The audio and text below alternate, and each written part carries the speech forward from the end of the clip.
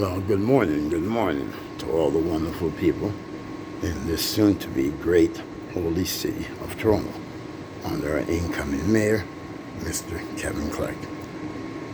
Many people in Toronto have not heard about Mr. Kevin Clarke and the type of services I provide for them.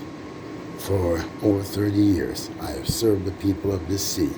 Even when I was a homeless man, I would be on my rollerblades or a bicycle or walking, no matter how cold it is, to find those who are in need. Because you, the fine people of the city of Toronto, had extended that gratitude to me when I was a homeless man. So every time you fed me when I was homeless, I show my appreciation by going out and feeding others who may not have the ability or, is not as, basically people friendly as I am. Unfortunately, it's a trait I got from my mother and my grandmother, who's been treasurer for a church for over 60 years in St. Anne's, Jamaica, where I came from, a native country formerly called Zambia. Came here in 1975, and from there we moved to 324 Lauder Avenue around the Rogers Road area. I believe we moved somewhere up to Jane and Tithaway at one point, and from there we moved to 675 Kennedy Road. My mother's an awesome mother. She took care of 3 kids being a single mother, working a lot of long hours. But my mother always teach discipline. My mother always says, Kevin, you gotta listen, like you're speaking good things, you're doing great things, but you care more about others than you care about yourself. Yes, that's Kevin Clarke. I've been through a lot of pain, a lot of hardship. Some things would be constituted as torture, frozen to death on the streets numerous times, and with the grace of God, I am still here. I'm here because I like us to feed the hungry. I like us to look at the homeless as the children that they once were, not just whatever labels we want to put in them. I want us to look at our seniors and realize that our seniors have the longevity of a life, out of respect for that life. How can we just throw them away and lock them up in seniors' homes in darkness every single day? We must create more seniors' rights in the city of Toronto. And with the special powers from the provincial government, we will do that. Our youth are gone to the standards where it's alcohol, it's dope, a lot of lost hope, a lot of violence, a lot of hate, a lot of aggression. Just like my little cat here just showed no aggression, right? We have to combat that.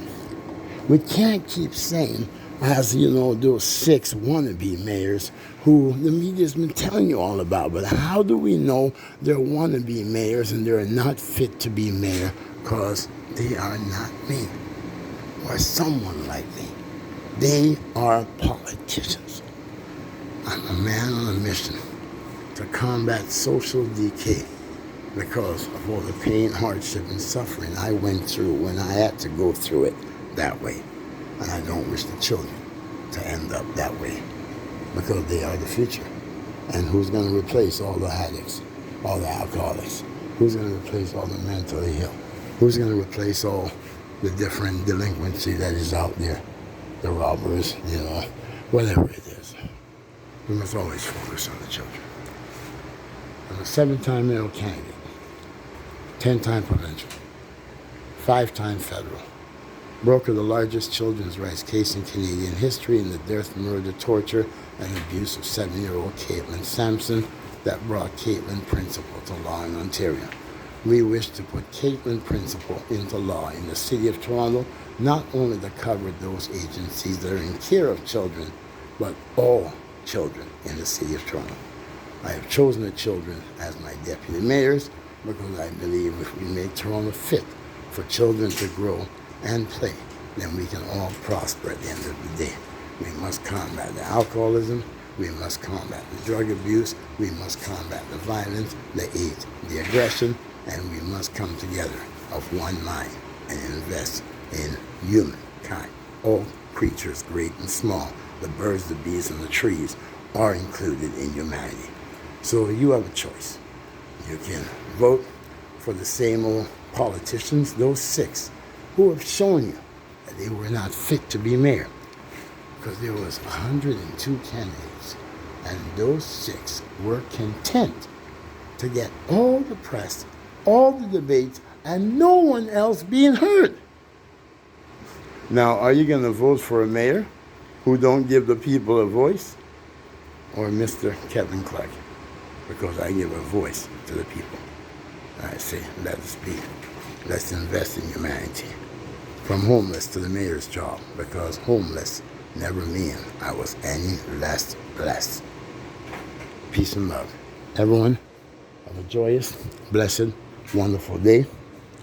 We don't have the millions of dollars that those 6 are going to collect and put you in debt for like 60% off their friends, where you have to pay back. And remember, even if one of them get in, which is, I don't see how you will vote somebody who would say that we are going to exclude the majority because we are the only voice. Those 6, that's all we heard about in the debates. Mr. Kevin Clarke is defeating them to the point of no debate. I have faced Mel Lassman, Bob Ray, Doug Ford, Rob Ford, Michael Ford, Deputy Prime Minister Chrystia Freeland. I have faced the late, great Jack Baden. And over 30 years I've served you.